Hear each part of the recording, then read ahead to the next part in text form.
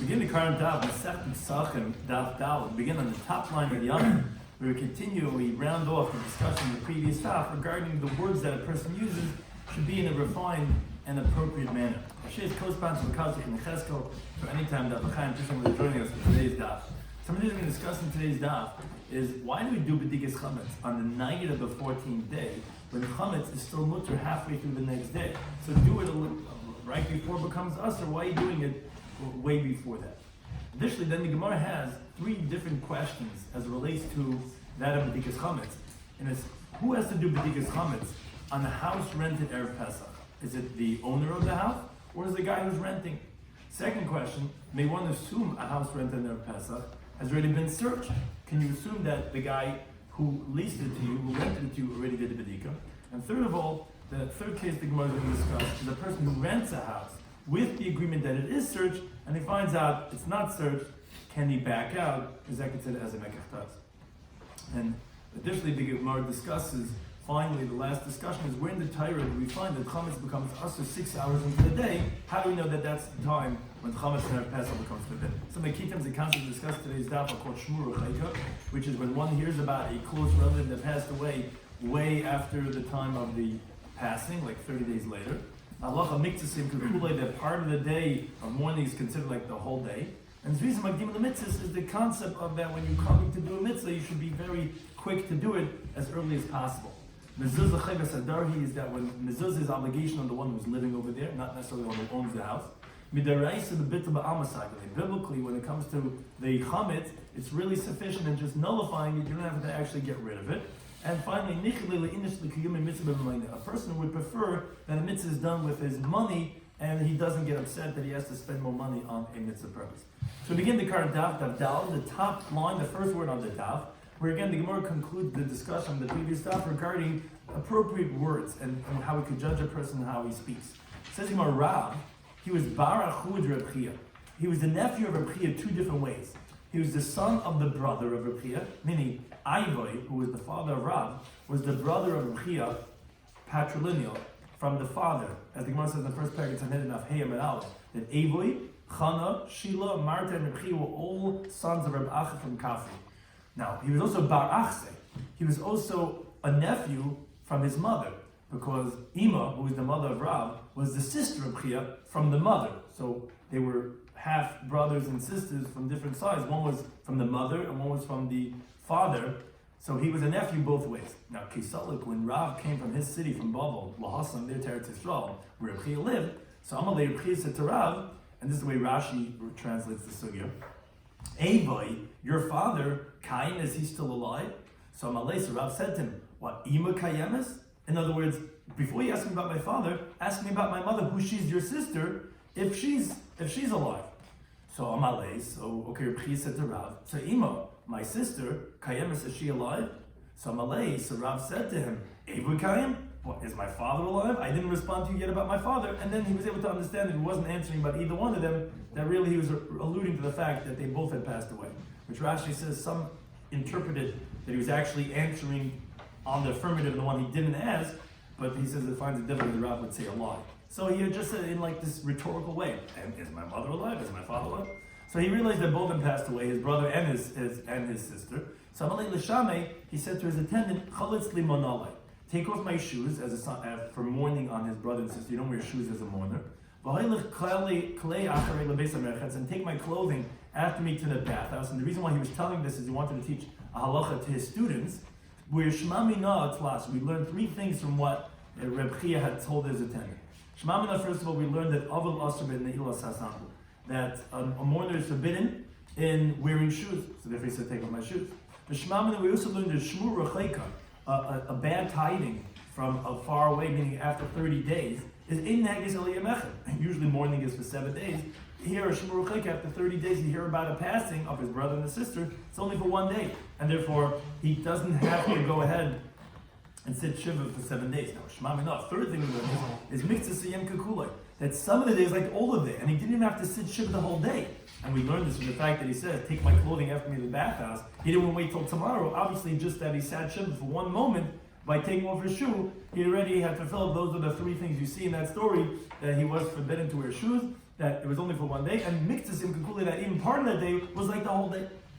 And again, you see how a person speaks, like he didn't tell them that his father or his mother passed away. Again, that's the same theme. And as the Gemara continues on that same theme regarding the words that a person uses, how you could judge him.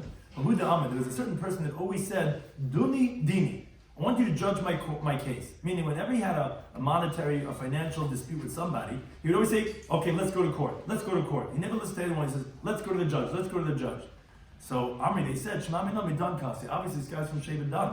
Because the pasuk says in Bereshit, Dan, that was the Sheva of Dan, Yodin Ami, he'll judge his people, Ke'echat Shepti Yisrael, like one of the tribes of the Jewish people. So this guy always wanted to go to a judge. Obviously, he's from Sheva Dan. Similarly, Ahuda Haba Ka'azal, there was a certain person who was always saying, wow, you know those people that always have the dream? Akif Yama, by the seashore, Asisni Birasa. That's where I'm going to build my mansion. Oh, when I make it big, if I have a palace to build, it's going to be by the shore, by the beach. And that's where it's going to be. It's not going to be anywhere else. You always talk about the beach, about the seashore.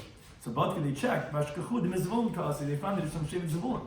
That's like the Pasuk says in Bereshit, Zevulun, he's going to dwell by the seashore. Obviously, this guy who says, I'm always going to build, that's where my palace is going to be, that they figured out that he's from. Again, you can figure out a person by how he speaks. But now the Gemara goes back to the halacha of the Mishnah. So remember, everything really up until now, till Daf Daled, was talking about the first word of the Mishnah, Urla Basar. We want to know what the word Ur means. Nigi, which means we thought meant daytime, and Or meant Laila or nighttime. But the Gemara says, now that we understand, according to everyone, that Ur, and it says the Urla Basar. Ur to who means the night, we do B'dikas Chametz at the night of Erev Pesach. So let's see. Beiler, Yehuda, Beiler, and Meir, which they have a machlekes in the Mishnah later on the Vir'al on the base.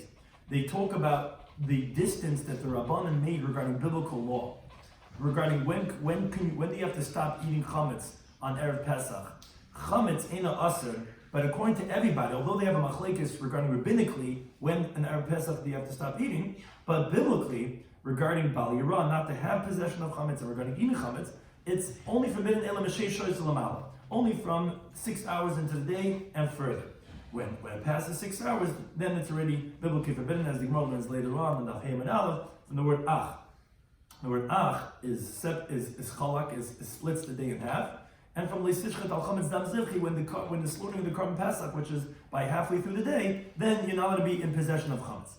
So then the Gemara says, if that's the case, that biblically chametz is only forbidden 6 hours into the day of Erev Pesach. So benivdik, so do the bedika, check for the chametz b'shis in the beginning of the 6th hour. And before it gets forbidden at the end of the 6th, then you'll get rid of the chametz. Why do you have to do bedikas hachametz so early in the night before, like Rashi explains?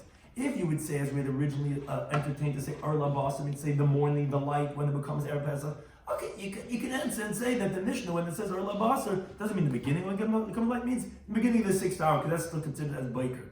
But now it's difficult. If everyone's saying Arla Basar means the nighttime, why are you doing bedikas chametz at night, hours and hours and hours before it becomes forbidden, the next day, basically in the afternoon? And you're going to tell me, oh, it's reasonable to do mitzvahs. You're right, you don't have to do it early, but those who have alacrity, they do mitzvahs as quick as possible. They can do it the night before. But niftik mitzafra, fine, I could understand that they do the dik in the morning, where that we find that whoever has zrizas, they do it early in the morning, like we find by the bris milah, by the zrizas of Avram Avinu. Still, like it says in Vayikra, it says, on the 8th day of the child's birth, you circumcise the flesh of his foreskin. Now, by the time you look at the brisa, really call him kasha l'mila. The whole day you could do the bris milah.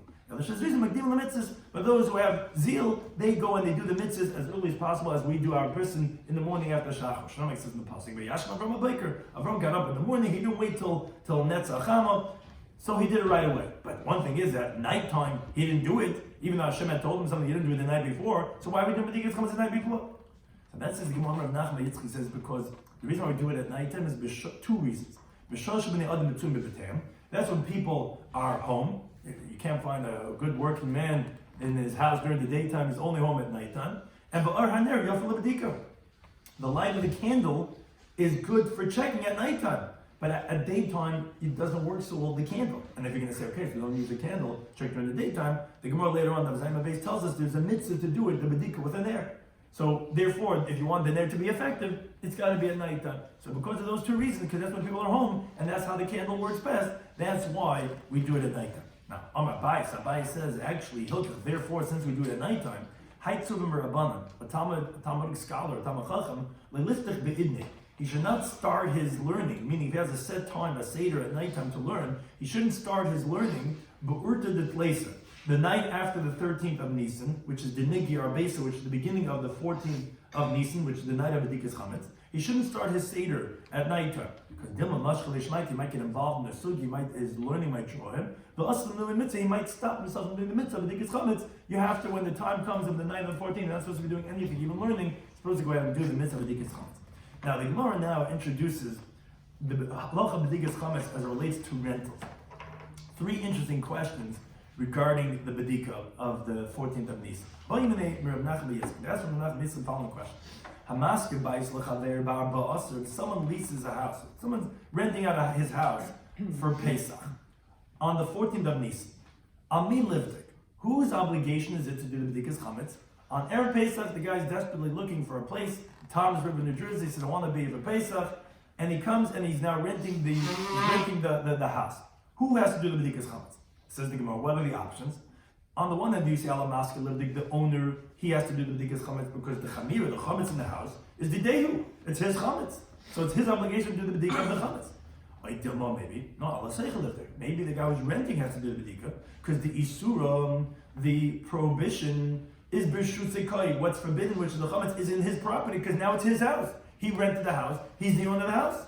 So who's the obligation on the one who owns the chametz? He has to get rid of it, which that's what the b'dik is for. Or no, what does that do with my chametz? If you're here, you're the owner of this house now. You have to do the b'dik of the chametz. So this is more tashma. It's being arrived from the following brayso. The brayso says, "Hamasker b'ayis lechavei." If someone leases his house to his friend, Allah seichel asas le'mezuzah. The one who's renting, he has to make a mezuzah. Obviously, that. It's when you have a mitzvah regarding a house, it's on the owner of the house. So you see that the seicher would have to go ahead and do the b'dik of chametz. This is going to know. Hasam Avadeh by mezuzah is different because the Amar Rav Masharshi says mezuzah chivas adari. Mezuzah is specific, with the obligation of the one who lives over there because two reasons. First of all, it protects him, and also it says on mezuzah is beisecha. The word beisecha could be read on mezuzah of bi'ascha, where you come in and you come out. So it's on the obligation who's dwelling over there. But hacha over here by b'dikas chametz, which is rabbinic, because as Rashi points out, the biblical bayirol by matzah, the Gemara tells later on that it's enough just to be mevatel kol chavira and you're done on the biblical level. You make it like earth, and the rabbanon, they're the ones who require you to go ahead and do medika. Taisus actually says a little bit different. It's a classic machlekes Rashi and Taisus regarding the understanding of how it actually works regarding the bittul. But the question now is, in this case, my mod halacha b, regarding this rabbinic law, who is the obligation, who's the effort on? Is it on the owner or is the one who's renting it? Like we said, you can't bring a ride from mezuzah because mezuzah is a chayvas adar. So Amal Rav Nachman Yitzchak, he says Tanina. We learn no brayso. Brayso says Hamasker b'ayis lechavei. If someone's renting out his house to his friend, and basically, like Rashi says, what the Gemara is going to say it depends on is going to be on the handing over of the keys. Rashi learns the handing over the keys is the acquisition of the schiris. The owner, Rashi says, it's the kinyan of the schiris when you give over the keys. Taisus says the reason of it depends when the key was given over is who has access to the house. It's very simple on a very basic level. Whoever has the keys, he has to go ahead and do the bedika. So it says the Gemara like this: if the 14th of Nisan started before the keys were handed over from the owner to the renter, so then alamaska livdik, then the obligation's on the owner to do the bedika, because as Rashi explains, the obligation of the bedika already started when the owner still had the keys and it was still in his possession. So although the next day he gives the keys to the renter, the obligation of the bedika was already started by him. The renter didn't have it yet. But if he had, if let's say he had given over the keys before the 14th of Nisan started, then it's obligation on the renter. So depending on whose obligation to do the b'dikas chametz, who had the keys when the 14th of Nisan started. If the owner had the keys, he has to do it. If the renter already had the keys, he has to do it. Now, continue on this theme regarding the same type of a case. Also, again from Boy Menim Rav Nachman Yitzchak, they say, okay, Hamaske b'ayis lechavei barba asa. If someone's renting a house on the 14th of Nisan in the morning, so the question is, cheskasei badik? Could we presume? We just said in the previous case that if he's renting it in the morning, Erev Pesach, he comes, he's desperately looking for a house. We said the master, the renter, the one who's the owner, he has to go ahead and do the bedika, because when the fourth Nisan started, he was the owner. So the question is, could we presume that the owner did a bedika last night, like the mitzvah of the Chachamim, or do we not necessarily presume that it's for sure clear that it was checked the night before? So it says, what's the difference? L'shayle, go ahead and ask that person, the owner, did he do bedika or not? Coming here at Pesach, I don't know what to do bedika. It's gonna, I'll pay less for what I'm getting. I'm getting a pool, getting this or not, but I can do bedika now. I don't want to do that now. So it says, the less lahai. The owner is not there. To go ahead and ask him. His phone is dead. He's out of time, whatever. You can't ask him anymore. Says the Gemara. So the question is, la truchi lahai, to make the renter go through the whole tircha of out of doubt to do bedika chametz at night. You come there on the day of Erev Pesach and you got this Airbnb from some yid there, and you're like, what do we do? Do you have to do bedika or not? Can we presume? I didn't rent to them last night. It was still his house. We said the halacha is he has to do the bedika. So now what's the halacha? Can we presume he did the bedika or not? Some of Nachman Yitzchak said, and he says, we learned it in the Brisa. He learns up a Brisa like this. The Brisa says, Hakol nemanim al bir chametz. Everyone is believed regarding the getting rid of the chametz, meaning to testify that on the 14th of Nisan, that last night they did a bedika. Afil nashim, even women, meaning even those who are not usually believed as witnesses, you believe them that a bedika was done the night before. Women, afil avadim, even slaves, afil katan, even minors. So on that side of Nachman Yitzchak like this. He says, my time and a half. It says, why are we believing the women, the children, the slaves, but they're not people that generally can say testimony? Isn't it because that even without their words, we presume really that it was checked? Because most definitely this owner didn't violate the words of the sages, and even if this person is an Amma Aretz for other things, which I had someone last night told me, he said, I'm an Amma Aretz, he says, I don't know anything. He says, but still, he's a chaver, which means he's halacha, like a Talmudic scholar. We're going to bedikas chametz. Everyone does bedikas chametz. Everybody knows for that. So, therefore, we could presume that it was checked the night before, which again, that's going to be the proof of Nachman Yitzchak. So, therefore, regarding the skiris, when you're renting an apartment too, you could presume that he did it the night before. That's why we believe women, children. Why we believe them? We never believe them, because really the chazak is the place goes through. It's a combination, but we believe that they did the dika. So as we continue to have a base, as the Gemara spells it out, isn't it because we presume that it was checked the night before? But why do we presume that? Because the Ksavik is this town holds, everyone is considered like a Talmud Chacham regarding checking chametz, even Ha'aretz. And something that a person has a chazaka, that we presume he's doing it, we give him a halacha like a chaver, that he didn't pass this timing without doing what he has to do. Now, as the Gemara proves this idea, the time that we live in the Brisa, that if someone has a chazaka, we give him the status as if we knew for sure it was done. Where do we find this? By a chaver, someone that's trusted regarding the laws of maestris, of taking off a taif, a tent, shemes. If he passed away, and he left a whole storehouse full with produce. Says the Bryce, a big chiddush. Even if they were just processed today, which they only got an obligation of maestris today, and he passed away this day, it has a chazaka, has a presumption that it was fixed already. Why?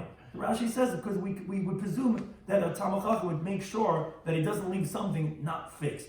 So therefore, says the Gemara, the same thing over here. Since even ignorant people are considered a chaver regarding the bedika, we could presume that a bedika was done, and therefore we will trust the women and the children and the slave that a bedika chametz was done, because yes, we really have a chazaka that it was done. So therefore, that answers our question, says Nachman Yitzchak. We want to know, you renting an apartment on Erev Pesach. Now, what do we do? Did he do bedika or not? We could presume that the person did a bedika's chametz, as we see from this halacha of trusting the women. Says the Gemara, I don't understand what you're saying. Umimai, for really getting this idea that you're saying that we trust the servants and the women and the children, that the reason is that even without what they said, you're presuming that everyone's considered as a trustworthy person regarding bedika chametz, that they did it. How do you know that? Dilma, maybe no. Maybe an ignorant person is not a chaver. We don't presume come to a person's house. I don't know if he did a bedika chametz or not. And the reason why Yashani Hacha here is different, we should become an Amri Hani. Because yes, these people said that we saw that he did the bedika. So that's why maybe it's considered. But maybe just if you come to an apartment that you're renting, how do you know the guy did the bedika? Maybe he didn't do the bedika. How do you know cheskasei badik? Here they're saying that the person did it. So that's what we trust them. First Gemara says, what's your question? Ato Amir Dahani, what do you think? The words of little children is midim ashasha yispe, that there's substance to what they're saying? There's no substance. We don't believe them. So obviously, if we quote unquote believe them, it's because there's a chazaka. So then back to the answer. Yes, there's a chazaka, and therefore you don't have to do bedika. But then the Gemara says, wait a second. Say Lamai, so what are you telling me? The chazkase badik. You're telling me that the reason why we quote unquote trust them is because we really presume, we know that the guy did a bedika. So if that's the case, then why is the Brisa saying, oh, everyone's believed, even children, even women, even slaves? That's not the words the Brisa should be using. We're not believing them. The word should have been that the house is presumed to have been checked. If I'm coming and renting a house, an Airbnb on Erev Pesach from a Yid, I could presume that they did a bedika. And it shouldn't have made it dependent on their words as if they're believed, because you're telling me they wouldn't believe them. It's really as they badik. So based on this, the Gemara actually asked the question the reverse now. So wait a second. So Elamai. So what are you telling me? From the fact that, okay, it doesn't say that it's Becheskes Badik, it says that they're Nemanim, so it's dependent on because what they're saying. Oh, so now you could infer the other way around. So you're telling me it's Mishum Amir Dahani? The only reason why I could presume it was checked and clean is because that child is telling me? So hold on, Amir Hani, let's say the children or the woman or the slave didn't tell me that, then you tell me that lie. Then it wouldn't be presumed that it was cleaned out. So then what's your question? Answer the other way around, like a good Talmudic discourse. So okay, it's a Tif Sheminei, now answer Puk Fakir. The answer the Inchas Kazebade. Obviously you can prove that we don't presume that it was checked. Because if it would be, why do you have to believe them for? So that should answer your question. So no, not really. You can't infer the question either the other way too. Because truly I would tell you Cheskasebade. I could tell you that maybe we do give a chazaka that if you're renting a house, Erev Pesach, the owner's not around, you just come in, the keys by the door, whatever, walk in, you could presume a bedika was done. So then then the question obviously is, then why do we need to quote believe them? What are you believing them for? You don't need any nemanis. What we're talking about here is the muchziklan. No, because here we had a chazaka, the loibadak. Here, especially in this case, we presume that the guy didn't do bedika. Why? So Rashi tells us, either we saw the guy was very busy Erev Pesach, or he left before nighttime to catch his flight. So you're right. Normally you would have a chazkas badik. I can tell you. But here's what do you have to believe children for? Because the guy we presume he didn't do bedika. Why not? Don't you say you always do? This case, boom. He took a flight early in the day, or he was busy the whole night. We saw that he had an important call. We presume he didn't do bedika. The Kami these children or women or whatever this now are saying that Kine, we did the bedika. We checked it. Oh, that's the chiddush in the Brisa. What would you say? The Rabbanan do not trust. We don't give them honest. We don't give a testimony to women, to children, and to slaves. Oh, Kamash, well, that's what the Brisa is telling you. Kim the bedika is chametz Rabbanan, who since the bedika of the chametz is a rabbinic law. Why? Because the Brisa is bittul ba'almasagi. Like biblically, it's sufficient to go ahead and do bittul. Rashi says the reason why, and this is a well-known machlekes of Rashi and Taisus, is because tashbisu. It says in the Torah tashbisu. It doesn't say savaru. Savaru would mean to say you have to actually eliminate it, you have to burn it. Tashbisu is you just have to go ahead and stop it. So that would be even in one's heart. Taisus, however, says that the reason why the bittul amasagile is not because of tashbisu, is because when you do bittul it's hefker. So it's not even my chametz. So it's not bal yirah, bal yimatz, it's not mine. So that's why, again, the machlekes Rashi, the classic machlekes Rashi and Taisus, how does bittul work? But biblically, it's enough to do kol chamira and you're done. You don't have to do any bedika, whatever. Now, but rabbinically you have to. So, but since it's only rabbinic, so you would say himnu rabbanan v'drabbanan. That's why the Brisa can tell you that the rabbanan, since it's the obligation only rabbinic, they required the bedika and they permitted it to rely on the testimony of the women and the children and the slaves, because that the rabbanan have the ability to trust someone in something that's not regarding biblical law. But ultimately, the Gemara didn't answer the question. The question was posed, and the second question of the Gemara regarding renting out an apartment for Pesach was: if you come on Erev Pesach and you come into the apartment, you don't know did the guy do bedika or not. We didn't prove if it's cheskasi badik or not. We thought to prove it that it is, but then we said no, it's not. It's as nemanis. So we said okay, we need nemanis. Obviously, it's not badik. He said no, not necessarily, because it's a special case where the guy was busy Erev Pesach and you know he didn't do bedika. Then the question is, do we trust them that they did the bedika? That was what we see, that we trust them. But there's no raya regarding in general an apartment if it's cheskasi badik or not. Now, case number 3, also continuing on this theme, with the following question. I'm asking okay, someone rents out his apartment, his house to his friend. The cheskas badik, where the guy said, okay, I'm coming, there's a pool, there's a house, there's 7 bedrooms, but bedika, I don't do these things. It's checked? Yeah, fine. Umatzah the Badika comes, there's bagels, there's donuts, the house was not checked for Pesach. Now, what's the halacha? What's the question? So it's like this. Do we say that if the renter wants to back out because he says, hey, this is not what I rented, and this is not according to our stipulation, is this considered a mekach tois, or it's a mistaken acquisition, or not? Says the Tashima, let's bring it right, because the Abaya said, loy miboy. Says, not only am I going to tell you, but asra deloyavi agra, in the place where people don't generally pay others, ubadku, and that the others go ahead and do the bedika, meaning you don't pay for people to do the bedika. You see, even the Gemara already had this already. You see, people don't want to do anything. They pay other people to do the bedika. He says, no. We're talking about a place where everybody, they do their own bedika in their own house. Where, as Rashi explains, therefore the person can't say it's a mekach tois. That if I had known that you didn't do bedika, I would never have rented this house. Because no, most definitely, a person prefers to have a mitzvah done with his own body. And even had he known that no bedika was done, he would not have left that apartment, that house, for Yom Tov Pesach. Because in that place, all the people, they do the bedika themselves. So now that he did the bedika, you have to do it yourself. We presume you cannot back out because we know you would prefer to do the bedika yourself. A mitzvah with your own body. But says about a bigger chiddush, elafila ba'asra, even in a place where the whole town, diyavi agra badku, nobody does the bedika themselves. There's a service, B'dikas Chametz service, you want to get on early, you start putting out ads right now, B'dikas Chametz service, that you don't have to do the B'dika, we're going to go ahead and do the B'dika for you. Now, it's going to cost money. I thought it's coming B'dika pre-checked. Now I'm going to have to hire that service, I'm going to have to pay $500, $1,000, depends on the size of the house, they're going to do the B'dika for you. Even so, says Abaye, even had you known yesterday that the B'dika was not done, you would not have backed out. Why? Because a person prefers to have mitzvah done with his money, with his finances.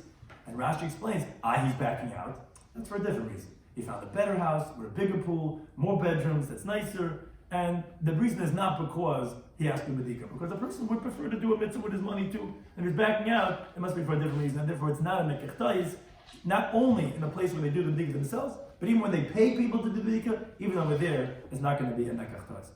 Now the Gemara concludes regarding the halacha we said about bir chametz. As we mentioned on Amud Aleph, the whole halacha of b'dikas chametz, to check for the chametz, which is the opening sugi here in this Masechta, is because you got to check so you can get rid of the chametz. And we asked if you get rid of the chametz on 6 hours into the day and Erev Pesach, so he said, okay, so why do b'dika the night before? So we said 2 reasons. One is that's when people are home, and second of all, that's when the light of the candle works well.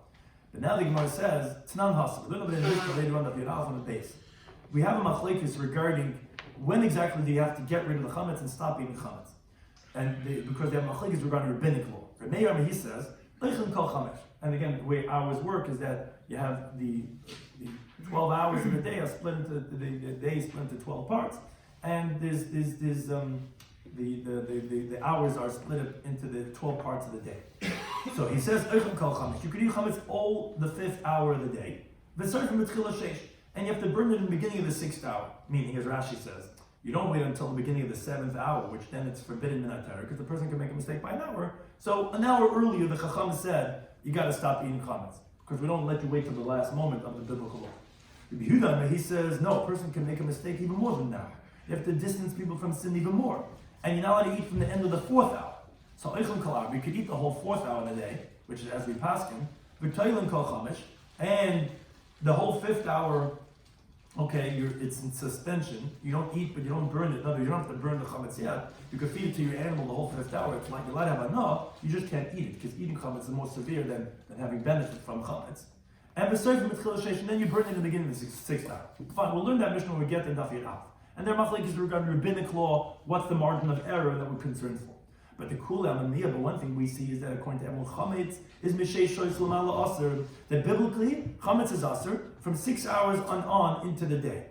And because if it's not forbidden up until nighttime, then Rabban would not have made a gzeira between day and night, because people don't make a mistake between day and night. So in other words, if we're saying that everyone agrees from the 6th hour on is forbidden, it must be that that's biblical law. Because rabbinic, well, why would we say Chametz? If it only starts by nighttime, we wouldn't make any gzeira.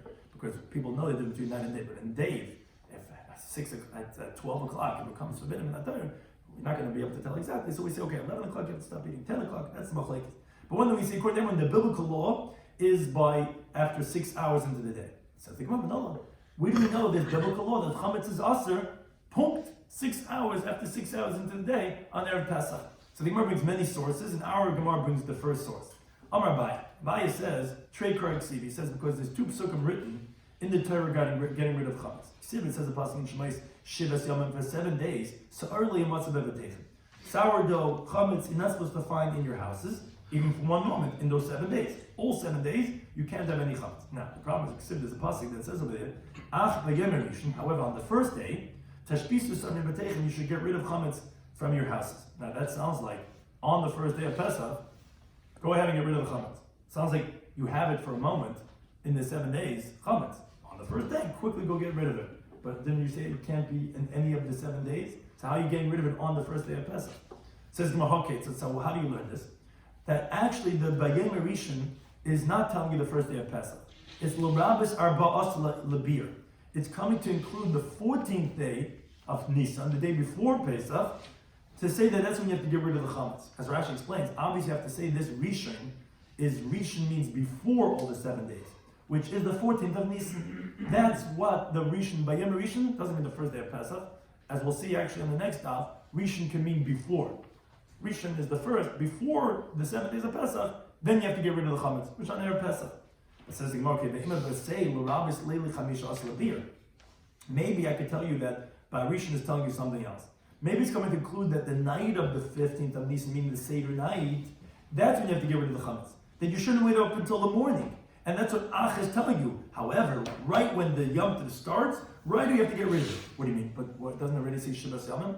And that says the Gemara, no, because maybe the subject that maybe you would have thought to say Yomim Ksiv. It says Shivas Yomim, 7 days. Yomim for the 7 days you don't have chametz. But Leilas Loi, but not the nighttime. And that's what Kamash Malam, maybe that's what Ach Bayem Rishon is coming to tell you, after the Leilas, that even the night of the 15th of Nisan, the Seder night, that's when you have to get rid of the chametz. How do you know on 14th of Nisan, Erev Pesach, you have to get rid of it? Maybe it's talking about the nighttime. Maybe that's what Bayem Rishon, it really means the first day of Pesach, but at nighttime. So no, you wouldn't need the Bayem Rishon to tell you that you have to get rid of chametz if you can't have chametz on the Seder night, on the night of the 15th. Why not? As you can top of Hey Amidaf, because the Iskish Hashvasa Sa'ar La'achilas chametz. At night, every night, you won't have to, there won't be any Come on, because by Yom. every day. Right. So, but that the Gemara says, but the Iskish Hashvasa Sa'ar La'achilas chametz. The Gemara says you can't say this because the pasuk equates, it compares getting rid of chametz to eating chametz. Meaning, from the moment that you're not allowed to eat chametz, that's the same time that you have to get rid of the chametz. And also, achilas chametz, achilas matzah. The pasuk equates, compares the eating of chametz to the eating of matzah. Meaning, the moment that you have to eat matzah is when you're not allowed to eat chametz, as the Gemara explains. And therefore, there's 3 steps over here. Hashvasa sar lechilas chametz. The pasuk compares getting rid of chametz to eating of chametz. So like the pasuk in Shemais. Shivas Yomim 7 days sa'ar li'matzah b'betechem. You shouldn't find any sourdough, any chametz in your houses. Ki kol oichel machmetzes v'nechlas. Because whoever eats chametz gets cursed. So you see in the same pasuk, when it talks about eating chametz, it talks about getting rid of the chametz. And there's another pasuk, v'achilas chametz achilas matzah, compares the eating of chametz to the eating of matzah. Because the pasuk says over there, kol machmetzes le'sechelu, any chametz you shouldn't eat. V'chomash v'seichem, in all your place where you live, toichel matzah, you should eat matzah. Now, except the matzah, it says regarding the matzah, the erev toichel matzah, in the evening you eat matzah. So obviously you see that the time of eating matzah, which is compared to the issa of eating chametz, which is compared to getting rid of chametz, is be'erev, is in the night of the 15th, is when it's the Seder night, that we already know that you have to get rid of chametz, because it's compared to the eating of the chametz, which is compared to the eating of the matzah, which is done on the night of the 15th. If we have a pasuk, Ach Bayem Rishon, must be telling us not the night of the 15th, but rather Erev Pesach, and therefore that's where you know that on Erev Pesach is when you have to get rid of the chametz. The Gemara in the next step is going to tell us many different interpretations, including how you know that it's done, and halfway through the day, after 6 hours into the day on Erev Pesach. Something to discuss in today's daf, in Pesachim Daf Daled, was we rounded off the Gemara, the previous Gemara's discussion regarding using appropriate language. When Rav went to his uncle Reb Chia, he asked him regarding his parents, and he didn't answer either one of them because you don't say something that's a negative thing. And actually we learned from that story three things. That first of all, the mourner, which is what Rabbi was, because he heard that his brother and his sister had passed away, is forbidden to wear shoes. Second of all, since it was a tiding from more than 30 days before that his relatives had passed away, the Avel is only for 1 day. And moreover, that even that part of that day is like all of it. And therefore, since he took off his shoe for a moment, he already said, let's go to the bathhouse. He's already finished with his Avelis. Someone who said, always, Duni Dini, let's go to court, they said he's from Sheva Dan. And someone who always wanted to go to the shore, they said he's from Zebulun, where that's where they live, by the seashore. Then we said that, okay, according to everyone, we had concluded about the opening word of our Mishnah, Orla Ba'asr means nighttime. So why is the B'dikas Chametz at nighttime? Why don't you do it by the daytime? If anyways, Chametz is only forbidden halfway through the day and on Pesach. And if you're going to say he's using like Dimah Mitzvahs, well, you're not going to be more than Abraham Avinu, who didn't go the night before, he did it in the morning. So why are we doing B'dikas Chametz at nighttime? So the Gemara said two reasons. First of all, that's when people are actually home. Home at nighttime. And second of all, as the Gemara will learn later on, we're supposed to use a candle. A candle is only effective at nighttime. It doesn't really work during the daytime. And moreover, so the Gemara, therefore, Talmid Chacham should not be learning by the night of B'dikas Chametz because it's a rabbinic obligation to do B'dikas Chametz at nighttime. Then we have three cases regarding someone who rents someone's house on the 14th of Nisan. Who has the obligation to do the B'dikas Chametz? So, on the one hand, you say the Chametz is the owner's Chametz. He's got to get rid of it. Or you say that no, the house is the renter's. He owns the house now. So the Gemara says you can't prove from mezuzah that we say it's the renter who has to do the mezuzah because that's specifically a chayvus adam. Whoever's dwelling over there, as Rashi says, because it's a shmir for the one who lives there. It says beisech, which be us when you're coming in. Whoever lives there, he has to. But the question over here would be regarding this halacha of b'dikas chametz. So the Gemara says the way Rashi says it basically comes down to when was the key given. If the guy had the key from before the B'dikas Chametz obligation started, so he's got to do it, the renter's got to do it. If it came after the night of the 14th started, then it's the owner who has to go ahead and do it, which, as Rashi says, because it's like the kinyan of the Nesiris Maftechas, according to Taisus, a very practical reason, who's got the key? Whoever had the key, he has the obligation of doing it. Then that same case, regarding the rental of the house for Pesach. So we said, okay, the owner has to do the B'dika, if the rental only goes through on the day of Erev Pesach. But then the question is, could we presume that it was checked or not? Well, when we went to ask the guy's not around. So I'm coming. I don't know, did he do B'dikas Chametz or not? You have this many times when people rent places for Pesach. You come there at Pesach and you're looking around, you say, I don't know, it doesn't look like a B'dika was necessarily done of it. Could you presume or not? So the Gemara said, we never resolved the question. Because he said you can't prove it that it is cheskes, that it's badik. Which again, like we said, because just like a chaver has halacha by meiser, so too we would give even the Amma Oretz, that we presume that it did B'dika, because since we believe women and children, and their speech has no significance, so why are we saying in the Brisa that we believe them? Obviously because the chazak is that it's checked. Not true. Because you could say that it says in the Brisa, all the houses are, it should have said that their houses are b'cheskes b'dukim. It doesn't. It says Akon Neman. So obviously it's not because the chazaka and the badik that we believe the women and children, because then why would you have to say you believe them? Just say the house is going to be checked. And then wait a second, then the Gemara says, okay, bring a raya fakir. Say exactly the opposite. Obviously the chazaka is that it's not. We don't presume that it's checked, that it was checked. Because why do you have to then believe women and children as slaves? No, it's not true. Because maybe I could say that there is chazaka that is checked. But here, this case was specifically where we know that it wasn't checked. The guy was busy all night long. We saw him while he was on the call, who knows, whatever it was, or he left on an early flight. So our chazak is that it was not checked. Then the women and the children, so they said, but we checked. That's what the Rabbi is saying. We believe them because it's rabbinic law. So the woman says, I checked. We could presume and we could believe them, but it's no right regarding our question in the general case regarding when you're renting a place, if it was checked or not. The third case of that same case was, okay, we made up. You're going to do the B'dika. I'm coming out of Pesach, I have a business deal, I'm coming a few hours before Pesach, make sure it's checked. Comes out, it's not checked. So what do you do? He wants to back out now, it's Mekach Talis. I can get out across the street, an apartment that was checked, it's not worth it for me. So it says the Gemara, no, even in a place where people pay money, we say a person would prefer to have a mitzvah done with his money, he'll pay for the B'dikas Chametz service to go ahead and do it for him.